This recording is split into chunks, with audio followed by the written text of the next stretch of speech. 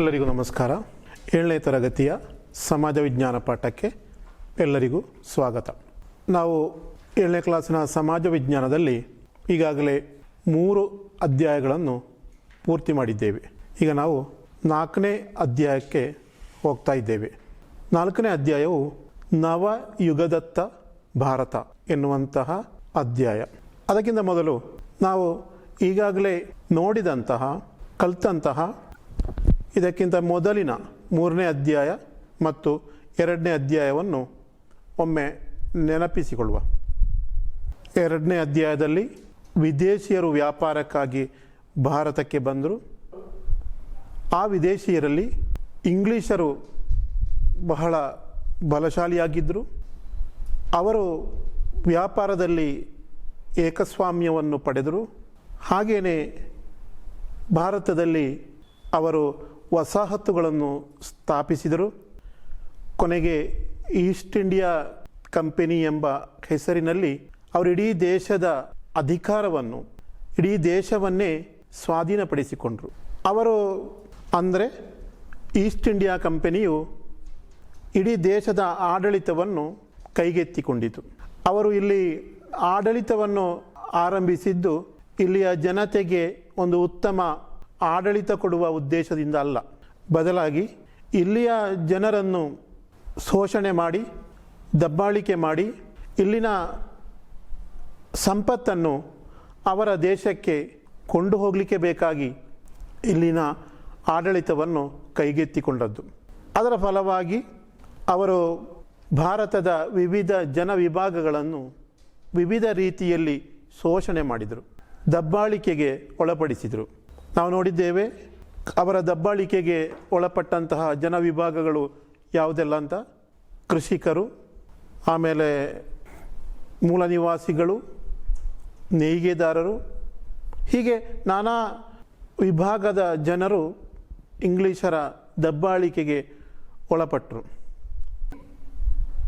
ಈ ದಬ್ಬಾಳಿಕೆಗೆ ವಿರುದ್ಧವಾಗಿ, ಈ ಶೋಷಣೆಗೆ ವಿರುದ್ಧವಾಗಿ ನಮ್ಮ ದೇಶದಲ್ಲಿ ಹಲವು ಪ್ರತಿಭಟನೆಗಳು, ದಂಗೆಗಳು ನಡೆದುವು ಎಂಬುದಾಗಿ ನಾವು ನೋಡಿದ್ದೇವೆ. ಹಲವು ದಂಗೆಗಳನ್ನು ನಾವು ನೋಡಿದ್ದೇವೆ. ಆ ದಂಗೆಗಳನ್ನು ಎಲ್ಲವನ್ನು ಕೂಡ ಇಂಗ್ಲೀಷರು ಹತ್ತಿಕ್ಕಿದರು. ಯಾವುದೇ ದಂಗೆಗಳಲ್ಲಿ, ಚಳವಳಿಗಳಲ್ಲಿ ನಮಗೆ ಗೆಲುವು ಸಿಗಲಿಲ್ಲ. ಕೊನೆಯದಾಗಿ ನಾವು ನೋಡಿದ್ದು 1857 ಪ್ರಥಮ ಸ್ವಾತಂತ್ರ್ಯ ಸಂಗ್ರಾಮ. ಇಂಗ್ಲೀಷರು ಅದನ್ನು ಸಿಪಾಯಿ ದಂಗೆ ಅಂತ ಕರೆದರು. ಸಿಪಾಯಿ ದಂಗೆಯಲ್ಲಿ ಭಾಗವಹಿಸಿದವರು ಭಾರತದ ಸೈನಿಕರು ಮತ್ತು ಅಧಿಕಾರ ಕಳೆದುಕೊಂಡಂತಹ ದೇಶೀಯ ರಾಜರುಗಳು. ಹಾಗೆ ದೇಶಾದ್ಯಂತ ಹಲವು ಕಡೆಗಳಲ್ಲಿ ಆ ಸಿಪಾಯಿ ದಂಗೆ ಪಸರಿಸಿದರೂ ಕೂಡ ಆ ದಂಗೆಯಲ್ಲಿ ಕೂಡ ನಮಗೆ ಗೆಲುವನ್ನು ಪಡೀಲಿಕ್ಕೆ ಆಗಲಿಲ್ಲ. ಅಂದರೆ ಭಾರತದಿಂದ ಇಂಗ್ಲೀಷರನ್ನು ಓಡಿಸಲಿಕ್ಕೆ, ಅಂದರೆ ನಮ್ಮ ಮಣ್ಣಿನ ಸ್ವಾತಂತ್ರ್ಯವನ್ನು ನಮಗೆ ಪಡೀಲಿಕ್ಕೆ ಸಾಧ್ಯ ಆಗಲಿಲ್ಲ. 1857 ಪ್ರಥಮ ಸ್ವಾತಂತ್ರ್ಯ ಸಂಗ್ರಾಮ ಕೂಡ ಪರಾಜಯವಾಯಿತು. ಅದಕ್ಕೆ ನಾನಾ ಕಾರಣಗಳುಂಟು. ಅದನ್ನು ಕೂಡ ನಾವು ಕಳೆದ ಅಧ್ಯಾಯಗಳಲ್ಲಿ ಚರ್ಚಿಸಿದ್ದೇವೆ. ನಾವು ಈಗ ನೋಡ್ತಿರುವಂಥ ಈ ಅಧ್ಯಾಯದ ಹೆಸರು ನವಯುಗದತ್ತ ಭಾರತ ಅಂತೇಳಿ. 4ನೇ ಅಧ್ಯಾಯ ಸ್ವಾತಂತ್ರ್ಯ ಹೋರಾಟದ ಚಳವಳಿಗಳ ಒಂದು ಮುಂದುವರಿಕೆಯೇ ಆಗಿದೆ. ಇದು ಸ್ವಾತಂತ್ರ್ಯ ಚಳವಳಿಗಳು ಅಲ್ಲಿ ನಿಲ್ಲಿಸಿ ಬೇರೆ ಒಂದು ವಿಷಯಗಳನ್ನು ನಾವು ನೋಡ್ತಾ ಇದ್ದೇವೆ ಅಂತೇಳಿ ನೀವು ತಿಳ್ಕೊಳ್ಳೋದು ಬೇಡ. ನಾವು ಸ್ವಾತಂತ್ರ್ಯ ಚಳವಳಿಯ ನಡುವೆಯೇ ಕೆಲವು ಸಾಮಾಜಿಕ ಚಳವಳಿಗಳು ನಡೆದಿದ್ದೇವೆ. ಅವು ಸ್ವಾತಂತ್ರ್ಯ ಚಳವಳಿಗೆ ಪೂರಕವಾಗಿಯೇ ಇದೆ. ಭಾರತದ ಜನರನ್ನು ಒಗ್ಗೂಡಿಸಲಿಕ್ಕೆ, ಅವರಲ್ಲಿರುವಂತಹ ಅನೈತಿಕತೆಯನ್ನು ಅನೈಕ್ಯತೆಯನ್ನು ಇಲ್ಲದಾಗಿಸಲಿಕ್ಕೆ ಈ ಸಾಮಾಜಿಕ ಚಳವಳಿಗಳು ಸಹಕಾರಿಯಾಯಿತು. ಭಾರತದಲ್ಲಿ ಆ ಕಾಲದಲ್ಲಿ ವ್ಯಾಪಕವಾಗಿ ಅನೇಕ ಸಾಮಾಜಿಕ ಅನಾಚಾರಗಳು ನೆಲೆ ನಿಂತಿತ್ತು.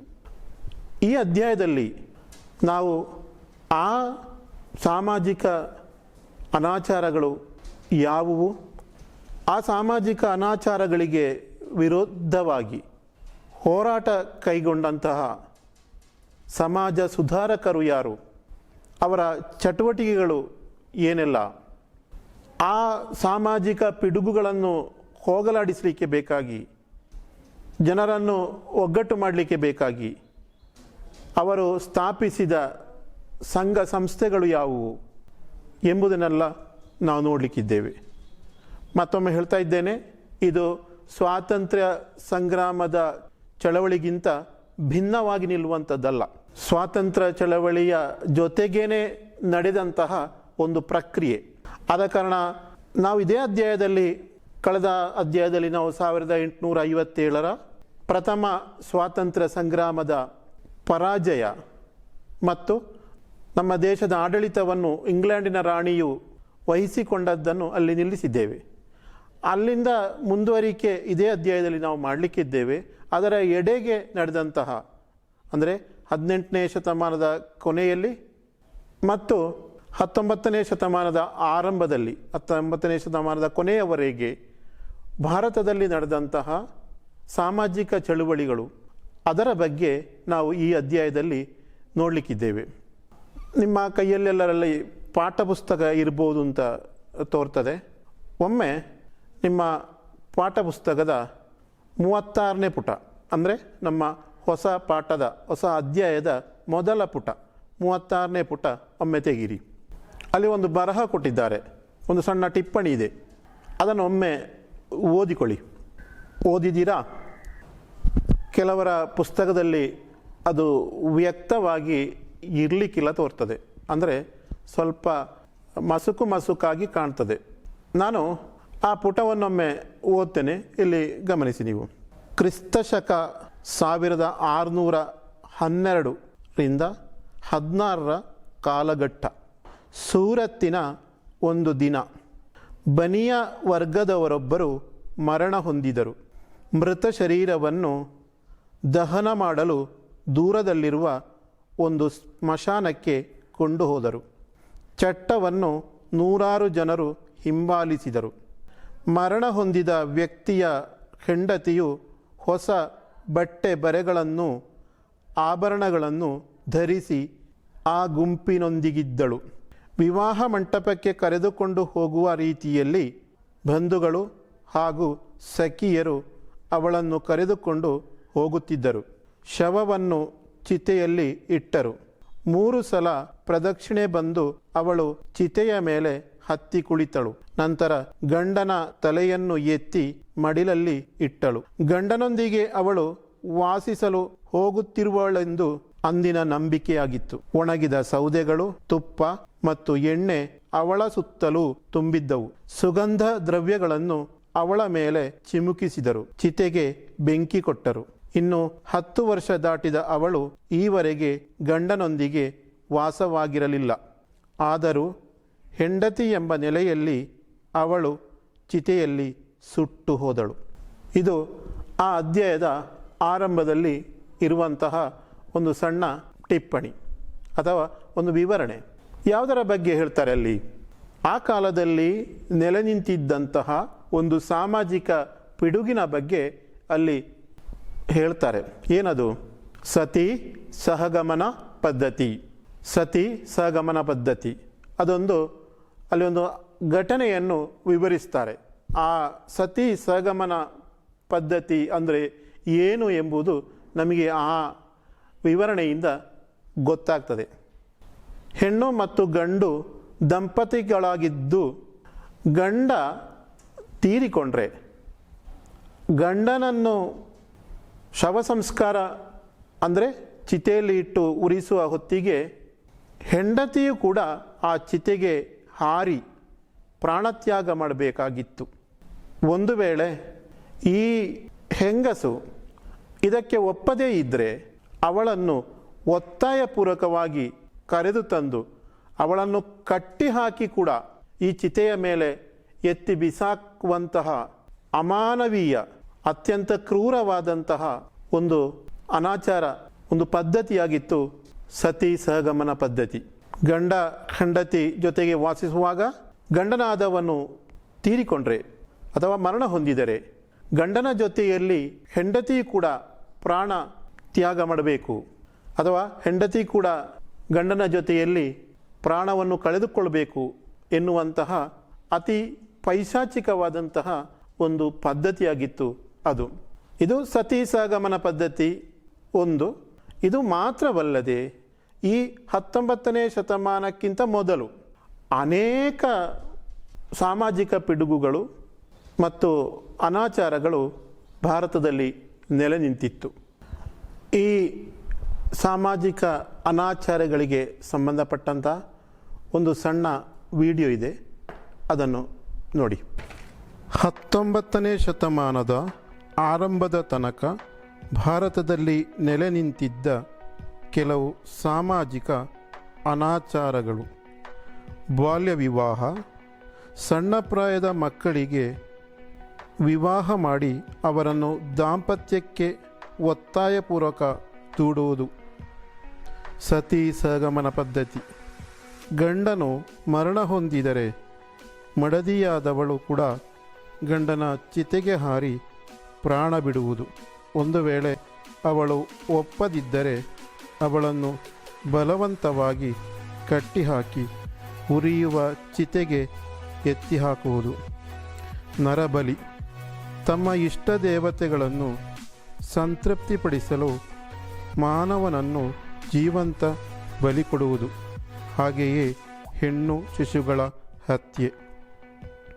ಗುಲಾಮಗಿರಿ, ಮನುಷ್ಯನನ್ನು ಪ್ರಾಣಿಗಳಂತೆ ಬಂಧನದಲ್ಲಿರಿಸಿ ಬಲಾಢ್ಯರು ತಮ್ಮ ಸೇವೆ ಮಾಡಿಸುವುದು. ಇವುಗಳು ಭಾರತದಲ್ಲಿ 19ನೇ ಶತಮಾನದವರೆಗೆ ನೆಲೆ ನಿಂತಿದ್ದ ಸಾಮಾಜಿಕ ಅನಾಚಾರಗಳಲ್ಲಿ ಕೆಲವು. ಅದರಲ್ಲಿ ಕೆಲವೊಂದನ್ನು ನಾವು ನೋಡುವ. ಬಾಲ್ಯ ವಿವಾಹ, ಸಣ್ಣ ಪ್ರಾಯದಲ್ಲಿಯೇ ಮಕ್ಕಳನ್ನು ದಾಂಪತ್ಯಕ್ಕೆ ದೂಡುವುದು. ಹುಡುಗಿರಾಗಲಿ ಹುಡುಗರಾಗಲಿ ಸಣ್ಣ ಪ್ರಾಯದಲ್ಲಿಯೇ ಮಕ್ಕಳನ್ನು ಮದುವೆ ಮಾಡಿ ಅವರನ್ನು ಒತ್ತಾಯಪೂರ್ವಕವಾಗಿ ದಾಂಪತ್ಯ ಜೀವನಕ್ಕೆ ದೂಡುವಂಥದ್ದನ್ನು ಬಾಲ್ಯ ವಿವಾಹ ಅಂತ ಹೇಳ್ತೇವೆ. ಆಮೇಲೆ ವಿಧವೆಗಳಂತೇಳಿದ್ರೆ ಮದುವೆ ಆದ ಹೆಂಗಸರು ಗಂಡನನ್ನು ಕಳ್ಕೊಂಡಿದ್ರೆ, ವಿಧವೆ ಎಲ್ಲಿಯಾದರೂ ಸತಿ ಸಹಗಮನ ಪದ್ಧತಿಯ ಪ್ರಕಾರ ಸಾಯದೆ ಉಳಿದ್ರೆ ಅವಳನ್ನು ಪುನಃ ವಿವಾಹ ಮಾಡುವಂತಿರಲಿಲ್ಲ. ನೀವು ಅದರಲ್ಲಿ ಆಲೋಚನೆ ಮಾಡಬೇಕಾದ್ದು, ಸಣ್ಣ ಪ್ರಾಯದಲ್ಲಿಯೇ ಮದುವೆ ಮಾಡ್ತಾರೆ. 10 ವರ್ಷಕ್ಕಿಂತ ಕಡಿಮೆ ಪ್ರಾಯವಿರುವಾಗಲೇ ಮಕ್ಕಳಿಗೆ ಮದುವೆ ಮಾಡಿಕೊಡ್ತಾರೆ. ಎಲ್ಲಿಯಾದರೂ ಅದರ ಎಡೆಯಲ್ಲಿ ಗಂಡ ತೀರಿಕೊಂಡ್ರೆ, ಕೆಲವೊಮ್ಮೆ ಬಾಲ್ಯಕಾಲದಲ್ಲಿಯೇ ಗಂಡ ತೀರಿ ಹೋಗ್ಬೋದು, ಪ್ರಾಯ ಪೂರ್ತಿ ಆಗೋದಕ್ಕಿಂತ ಮೊದಲೇ ಗಂಡ ತೀರಿ ಹೋಗ್ಬೋದು. ಆಗ ಕೂಡ ಈ ಹುಡುಗಿ ಬೇರೆ ವಿವಾಹ ಆಗುವಂತಿಲ್ಲ. ಒಂದು ಸತಿ ಸಹಗಮನ ಪದ್ಧತಿಯ ಪ್ರಕಾರ ಗಂಡನ ಜೊತೆಯಲ್ಲಿ ಚಿತೆಗೆ ಹಾರಿ ಪ್ರಾಣತ್ಯಾಗ ಮಾಡಬೇಕು, ಅಥವಾ ಸಾಯುವ ತನಕ ವಿಧವೆಯಾಗಿ ಕಾಲ ಕಳಿಬೇಕು. ಆಮೇಲೆ ನರಬಲಿ ಅಂತೇಳಿದರೆ ಮನುಷ್ಯನನ್ನು ಮೃಗಗಳಿಗೆ ಸಮವಾಗಿ ಬಲಿ ಕೊಡುವಂಥದ್ದು. ನಾವು ಪ್ರಾಣಿ ಬಲಿಯನ್ನು ನೋಡಿದ್ದೇವೆ, ಈಗಲೂ ಕೂಡ ನೋಡ್ತಾ ಇದ್ದೇವೆ.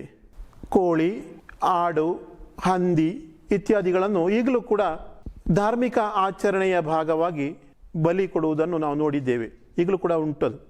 ಆದರೆ ಆ ಕಾಲದ ಒಂದು ಪೈಶಾಚಿಕವಾದಂತಹ ಅಮಾನವೀಯವಾದಂತಹ ಒಂದು ಪದ್ಧತಿ ಮನುಷ್ಯರನ್ನು ಬಲಿ, ಕೊಡುವುದು.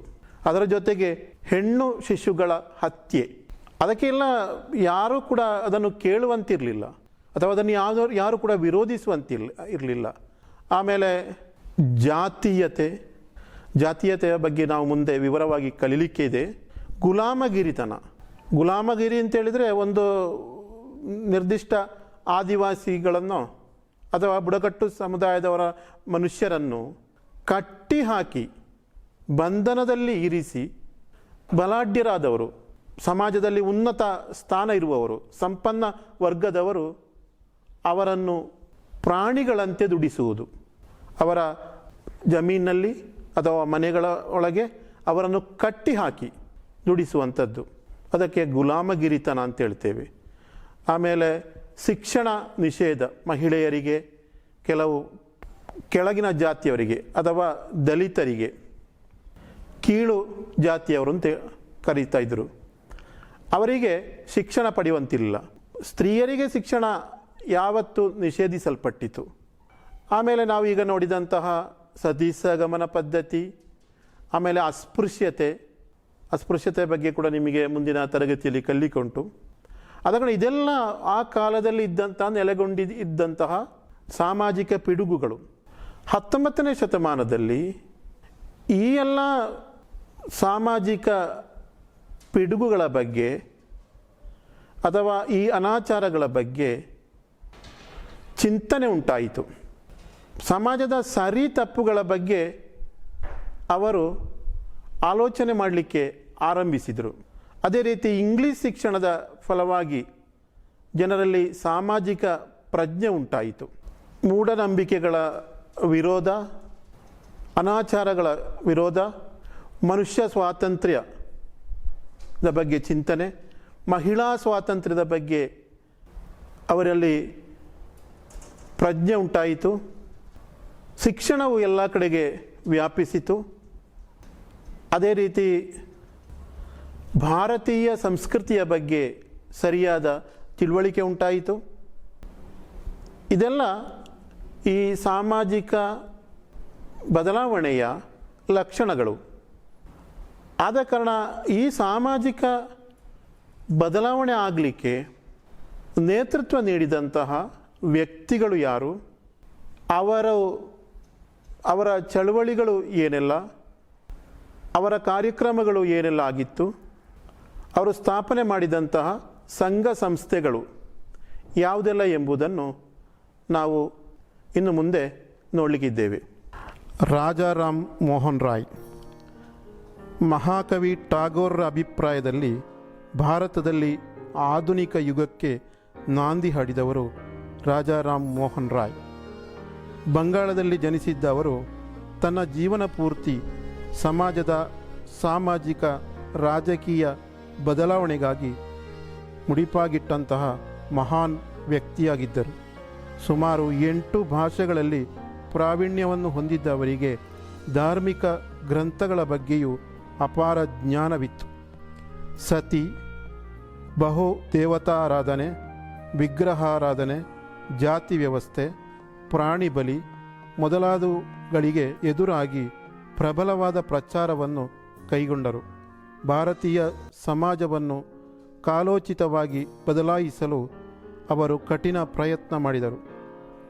ನಾವು ಪಾಶ್ಚಾತ್ಯರಿಂದ ಭಾರತೀಯ ಸಂಸ್ಕೃತಿಯನ್ನು ನವೀಕರಿಸಲು ಸೂಕ್ತವಾದ ದಾರ್ಶನಿಕ ಮತ್ತು ಸೃಜನಾತ್ಮಕ ಆಶಯಗಳನ್ನು ಸ್ವೀಕರಿಸಬೇಕು ಎಂದು ಅವರು ಅಭಿಪ್ರಾಯಪಟ್ಟಿದ್ದರು.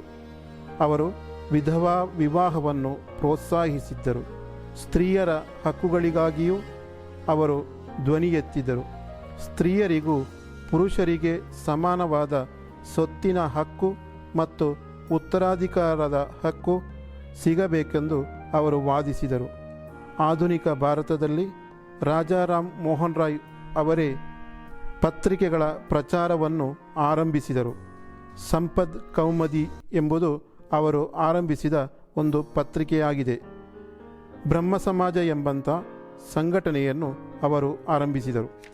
ಇನ್ನು ನಾವು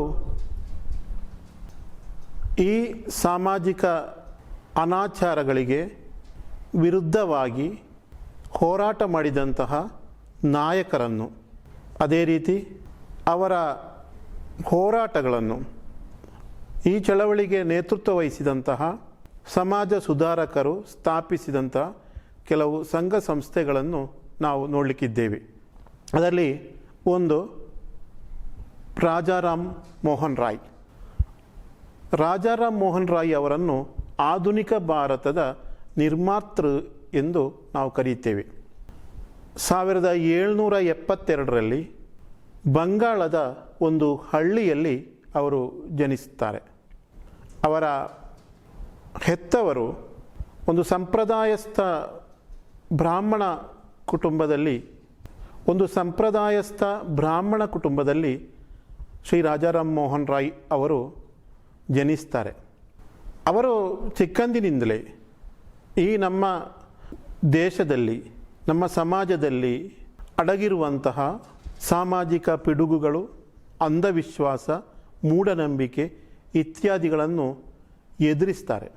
ಅವರು ಎಲ್ಲ ಧರ್ಮಗಳನ್ನು, ಹಿಂದೂ ಧರ್ಮ ಅಲ್ಲದೆ ಇಸ್ಲಾಂ, ಕ್ರಿಶ್ಚನ್, ಬೌದ್ಧ, ಹೀಗೆ ಎಲ್ಲ ಧರ್ಮಗಳನ್ನು, ಅದರ ಧರ್ಮ ಗ್ರಂಥಗಳನ್ನು ಕೂಡ ಅಧ್ಯಯನ ಮಾಡ್ತಾರೆ. ಎಲ್ಲ ಧರ್ಮದ ಸಾರ, ಉತ್ತಮ ಅಂಶಗಳನ್ನು ಅವರು ಪ್ರಚಾರ ಮಾಡ್ತಾರೆ. ಎಲ್ಲ ಧರ್ಮದಲ್ಲಿ ಅಡಗಿರುವಂತಹ ಈ ರೀತಿಯ ಅನಾಚಾರ, ಮೂಢನಂಬಿಕೆಗಳನ್ನು ಎತ್ತಿ ತೋರಿಸ್ತಾರೆ, ಅದನ್ನು ಎದುರಿಸ್ತಾರೆ. ರಾಜಾರಾಮ್ ಮೋಹನ್ ರಾಯ್ಗೆ ಬಂಗಾಳಿ ಭಾಷೆ ಅಲ್ಲದೆ ಸಂಸ್ಕೃತ, ಪರ್ಷಿಯನ್, ಅರೇಬಿಕ್, ಇಂಗ್ಲಿಷ್ ಹೀಗೆ ಹಲವು ಭಾಷೆಗಳಲ್ಲಿ ಅವರಿಗೆ ಪಾಂಡಿತ್ಯ ಇತ್ತು. ಈ ಎಲ್ಲ ಭಾಷೆಗಳಲ್ಲಿ ಇರುವಂತಹ ಗ್ರಂಥಗಳನ್ನು ಓದಿದ್ದು ಮಾತ್ರವಲ್ಲದೆ ಹಲವು ಗ್ರಂಥಗಳನ್ನು ಅವರು ರಚನೆ ಮಾಡಿದ್ದಾರೆ. ಮುಖ್ಯವಾಗಿ ಹಿಂದೂ ಧರ್ಮದಲ್ಲಿರುವಂಥ ಮೂಢನಂಬಿಕೆಗಳು, ಆಮೇಲೆ ಅದರ ವಿರುದ್ಧ ಜನರಲ್ಲಿ ತಿಳುವಳಿಕೆಯನ್ನು ಮೂಡಿಸಿದರು. ಬಹು ದೇವಾರಾಧನೆ, ನಿಮಗೆ ಗೊತ್ತಿರ್ಬೋದು, ನಮ್ಮ ಹಿಂದೂಗಳಲ್ಲಿ ತುಂಬ ದೇವರುಗಳ ಆರಾಧನೆ ಉಂಟು. ಅದನ್ನು ರಾಜಾರಾಮ್ ಮೋಹನ್ ರಾಯ್ ಅವರು ವಿಮರ್ಶಿಸಿದರು. ವಿಗ್ರಹಾರಾಧನೆಯನ್ನು ಕೂಡ ಅವರು ವಿರೋಧಿಸಿದರು. ಬಹಳ ಮುಖ್ಯವಾದಂಥ ಅವರ ಸಾಮಾಜಿಕ ಚಳವಳಿ ಅಂದರೆ ಸತಿ ಸಹಗಮನ ಪದ್ಧತಿಗೆ ವಿರುದ್ಧವಾದ ಚಳವಳಿ. ಅದರಲ್ಲಿ ಅವರು ಗೆಲುವನ್ನು ಕೂಡ ಸಾಧಿಸ್ತಾರೆ. ಅಂದಿನ ವೈಸರಾಯ್ ಆಗಿದ್ದಂತಹ ಬೆಂಟಿಕ್ ಪ್ರಭು, ನಿಮಗೆ ಗೊತ್ತಿರ್ಬೋದು, ಆಗ ಭಾರತದಲ್ಲಿ ಈಸ್ಟ್ ಇಂಡಿಯಾ ಕಂಪನಿ ಆಡಳಿತದಲ್ಲಿತ್ತು. ಅದರ ವೈಸರಾಯಿ ಆಗಿದ್ದಂತಹ ಬೆಂಟಿಕ್ ಪ್ರಭು ಸತಿ ಸಹಗಮನ ಪದ್ಧತಿಯನ್ನು ನಿಷೇಧಿಸ್ತಾನೆ. ಅವರು ಜಾತಿ ವ್ಯವಸ್ಥೆಗೆ ಬಹಳ ವಿರೋಧವನ್ನು ವ್ಯಕ್ತಪಡಿಸಿದರು.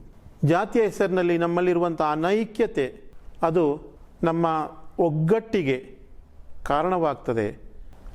ಜಾತಿ ಪರವಾದಂಥ ಅನೈಕ್ಯತೆ ಒಗ್ಗಟ್ಟಿಗೆ ಕಾರಣವಾಗ್ತದೆ ಎಂದು ಅವರು ಜನರಿಗೆ ಮನದಟ್ಟು ಮಾಡಲಿಕ್ಕೆ ಪ್ರಯತ್ನಪಟ್ಟರು. ಆದ ಕಾರಣ ಅವರ ಸಾಮಾಜಿಕ ಚಳವಳಿಗಳು ಬಹಳ ದೊಡ್ಡದು. ತುಂಬ ಸಾಮಾಜಿಕ ಚಳವಳಿಗಳಲ್ಲಿ ಅವರು ಭಾಗವಹಿಸಿದ್ದಾರೆ. ಜನರಿಗೆ ಪ್ರಜ್ಞೆಯನ್ನು ಉಂಟು ಮಾಡಲಿಕ್ಕೆ, ಜನರಿಗೆ ಆಧುನಿಕತೆಯ ಮನೋಭಾವವನ್ನು ಉಂಟು ಮಾಡಲಿಕ್ಕೆ ಬೇಕಾಗಿ ಅವರು ತುಂಬ ಪ್ರದೇಶಗಳಿಗೆ ಸಂಚಾರ ಮಾಡ್ತಾರೆ. ಮಾತ್ರವಲ್ಲದೆ ಪ್ರಧಾನವಾಗಿ ಈ ಎಲ್ಲ ಚಟುವಟಿಕೆಗಳನ್ನು ನಡೆಸಲಿಕ್ಕೆ ಬೇಕಾಗಿ ಅವರು ಬ್ರಹ್ಮ ಸಮಾಜ ಎನ್ನುವಂತಹ ಒಂದು ಸಂಘಟನೆಯನ್ನು ಸ್ಥಾಪಿಸ್ತಾರೆ. ಆದ ಕಾರಣ ನಾವು ರಾಜಾರಾಮ್ ಮೋಹನ್ ರಾಯ್ ಅವರನ್ನು ನವೋತ್ಥಾನದ ಪಿತಾಮಹ ಎಂದು ಕರೆಯುತ್ತೇವೆ. ಇನ್ನು ಸ್ವಾಮಿ ದಯಾನಂದ ಸರಸ್ವತಿ, ಆಧುನಿಕ ಭಾರತದ ಸಾಮಾಜಿಕ ಪುನರುತ್ಥಾನಕ್ಕಾಗಿ ಸ್ವಾಮಿ ದಯಾನಂದ ಸರಸ್ವತಿಯವರು 1875ರಲ್ಲಿ ಆರ್ಯ ಸಮಾಜವನ್ನು ಸ್ಥಾಪಿಸಿದರು. ಸತ್ಯಾರ್ಥ ಪ್ರಕಾಶವು ಅವರ ಪ್ರಸಿದ್ಧ ಕೃತಿಯಾಗಿದೆ. ಅವರು ವಿಗ್ರಹಾರಾಧನೆ, ಜಾತೀಯತೆ, ಅಸ್ಪೃಶ್ಯತೆ, ಬಹುಪತ್ನಿತ್ವ ಎಂಬಿವುಗಳನ್ನು ವಿರೋಧಿಸಿದರು. ಸ್ತ್ರೀ ವಿದ್ಯಾಭ್ಯಾಸಕ್ಕಾಗಿ ಕಾರ್ಯಪ್ರವೃತ್ತರಾದ ಅವರು ಬಾಲ್ಯ ವಿವಾಹವನ್ನು ವಿರೋಧಿಸಿದರು. ವಿಧವಾ ವಿವಾಹವನ್ನು ಪ್ರೋತ್ಸಾಹಿಸಿದ ಅವರು ಅನಾಥಾಲಯಗಳು ಹಾಗೂ ವಿಧವಾಲಯಗಳನ್ನು ಸ್ಥಾಪಿಸಿದರು. ಅವರು ದಲಿತರಿಗೆ ಸಹಾಯ ಮಾಡುವುದು, ಕ್ಷಾಮದ ಕಾಲದಲ್ಲಿ ಪರಿಹಾರ ನೀಡುವುದು ಮುಂತಾದ ಸಾಮಾಜಿಕ ಚಟುವಟಿಕೆಗಳನ್ನು ಮಾಡಿದ್ದರು. ಹಿಂದಿಯನ್ನು ಮೊತ್ತ ಮೊದಲಾಗಿ ರಾಷ್ಟ್ರ ಭಾಷೆಯಾಗಿ ಅಂಗೀಕರಿಸಿದರು. ಶುದ್ಧೀಕರಣ ಚಳವಳಿಯು ಮತ ಪರಿವರ್ತನೆಯನ್ನು ತಡೆಯುವುದಾಗಿ ಅವರು ಆರಂಭಿಸಿದ ಆಂದೋಲನವಾಗಿದೆ. ದಯಾನಂದ ಸರಸ್ವತಿ 1824ರಲ್ಲಿ ಜನಿಸಿದಂಥ ದಯಾನಂದ ಸರಸ್ವತಿ ಒಂದು ಹಿಂದೂ ಧಾರ್ಮಿಕ ನಾಯಕರಾಗಿದ್ದರು. ಹಿಂದೂ ಧರ್ಮದಲ್ಲಿದ್ದಂತಹ ಮೂಢನಂಬಿಕೆಗಳನ್ನು ಅವರು ಶಕ್ತವಾಗಿ ವಿರೋಧಿಸಿದರು. ವೇದಗಳಿಗೆ ಹಿಂತಿರುಗಿ ಎಂಬುದಾಗಿತ್ತು ಅವರ ಪ್ರಧಾನ ಘೋಷಣೆ. ನಾವು ಆ ಕಾಲದ ಜನರು ಯಾವುದೇ ಜ್ಞಾನವಿಲ್ಲದೆ ಯಾರೋ ಮೊದಲಿನ ಕಾಲದಿಂದಲೇ ನಡೆದು ಬರುತ್ತಿದ್ದಂತಹ ಅನಾಚಾರ ಮೂಢನಂಬಿಕೆಗಳಿಗೆ ಬಲಿಯಾಗಿದ್ದರು. ನಾವು ವೇದದ ಸಾರವನ್ನು ಹಿಂದೂಗಳು ಅರ್ಥ ಮಾಡಿಕೊಳ್ಬೇಕು ಎಂಬುದಾಗಿ ದಯಾನಂದ ಸರಸ್ವತಿಯವರು ಜನರಿಗೆ ಬೋಧನೆ ಮಾಡಿದರು. ಅದೇ ರೀತಿ ಅವರು ಕೂಡ ರಾಜಾರಾಮ್ ಮೋಹನ್ ರಾಯ್ ಅವರ ಹಾಗೆ ವಿಗ್ರಹಾರಾಧನೆಯನ್ನು ವಿರೋಧಿಸಿದರು. ಆಮೇಲೆ ಅವರು ಅಸ್ಪೃಶ್ಯತೆಗೆ ಎದುರಾಗಿ ಹೋರಾಟ ಮಾಡಿದರು. ಬಹುಪತ್ನಿತ್ವ ಅಂತ ಹೇಳಿದ್ರೆ ಒಬ್ಬರಿಗೆ ಎಷ್ಟು ಕೂಡ ಮದುವೆ ಆಗ್ಬೋದು ಎನ್ನುವಂತಹ ಒಂದು ವ್ಯವಸ್ಥೆ, ಅದಕ್ಕೆ ಎದುರಾಗಿ ಹೋರಾಟ ಮಾಡಿದರು. ಆಮೇಲೆ ಬಾಲ್ಯ ವಿವಾಹಕ್ಕೆ ವಿರುದ್ಧವಾಗಿ ಹೋರಾಟ ಮಾಡಿದರು. ವಿಧವಾ ಪುನರ್ವಿವಾಹಕ್ಕೆ ಬೇಕಾಗಿ ಚಳವಳಿಗಳನ್ನು ಕೈಗೊಂಡರು. ಅನಾಥಾಲಯ ವಿಧವಾಲಯಗಳನ್ನು ಆರಂಭಿಸಿದರು. ಹಿಂದಿ ಭಾಷೆಯ ಪ್ರಚಾರ ಮಾಡಿದರು. ಮತ ಪರಿವರ್ತನೆಗೆ ತಡೆ ಹಾಕಲಿಕ್ಕೆ ಬೇಕಾಗಿ ಪ್ರಯತ್ನ ಪಟ್ಟರು. ಆ ಕಾಲದಲ್ಲಿ ಬಹಳಷ್ಟು ಮಂದಿ ಕ್ರಿಶ್ಚಿಯನ್ ಮಿಷನರಿಗಳ ಪ್ರೇರಣೆಗೆ ಒಳಗಾಗಿ ಮತ ಪರಿವರ್ತನೆ ಆಗ್ತಾ ಇದ್ರು. ಅದಕ್ಕೆ ವಿರುದ್ಧವಾಗಿ ಅವರು ಚಳವಳಿಗಳನ್ನು ಕೈಗೊಂಡರು. ಈ ಎಲ್ಲ ಚಟುವಟಿಕೆಗಳನ್ನು ಏಕೀಕರಿಸಲಿಕ್ಕೆ ಬೇಕಾಗಿ ದಯಾನಂದ ಸರಸ್ವತಿಯವರು ಸ್ಥಾಪಿಸಿದಂತಹ ಸಂಘಟನೆಯಾಗಿದೆ ಆರ್ಯ ಸಮಾಜ ಎಂಬುದು. ಆದ ಕಾರಣ ಇವತ್ತಿನ ಈ ಎರಡು ನಾಯಕರ ಬಗ್ಗೆ ನಾವು ನೋಡಿದ್ದೇವೆ. ಅವರ ಬಗ್ಗೆ ಹೆಚ್ಚಿನ ಜ್ಞಾನವನ್ನು ನಿಮಗೆ ಪಡೀಲಿಕ್ಕೆ ಬೇಕಾಗಿ ಅವರ ಕುರಿತಿರುವಂಥ ಪುಸ್ತಕಗಳನ್ನು ಓದಬೇಕು. ಆಮೇಲೆ ಅವರ ಬಗ್ಗೆ, ಅವರ ಸಾಮಾಜಿಕ ಚಳುವಳಿಗಳ ಬಗ್ಗೆ ಸಣ್ಣ ಟಿಪ್ಪಣಿಗಳನ್ನು ತಯಾರು ಮಾಡಬೇಕು. ಇವಿಷ್ಟು ಈ ನವಯುಗದತ್ತ ಭಾರತ ಎನ್ನುವಂಥ ಪಾಠದ ಮೊದಲ ಪಾರ್ಟ್. ನೀವು ಇದರಲ್ಲಿ ಮನೆಯಲ್ಲಿ ಮಾಡಬೇಕಾದಂತಹ ಚಟುವಟಿಕೆಗಳು, ಮೊದಲನೇದಾಗಿ ಆ ಕಾಲದಲ್ಲಿ ಸಮಾಜದಲ್ಲಿ ನೆಲೆ ನಿಂತಿದ್ದಂತಹ ಸಾಮಾಜಿಕ ಪಿಡುಗುಗಳು ಏನು, ಸಾಮಾಜಿಕ ಅನಾಚಾರಗಳು ಯಾವುದು ಎಂಬುದನ್ನು ಪಟ್ಟಿ ಮಾಡಬೇಕು. ಕೆಲವೊಂದನ್ನು ನಿಮ್ಮ ಟೆಕ್ಸ್ಟ್ ಬುಕ್ಕಲ್ಲಿ ಕೊಟ್ಟಿದ್ದಾರೆ. ಎರಡನೇದಾಗಿ ರಾಜಾರಾಮ್ ಮೋಹನ್ ರಾಯ್ ಅವರ ಸಾಮಾಜಿಕ ಚಳುವಳಿಗಳ ಬಗ್ಗೆ ಒಂದು ಟಿಪ್ಪಣಿ ತಯಾರಿಸಬೇಕು. ನೀವು ಪಾಠಪುಸ್ತಕದಲ್ಲಿ ಇದೆ.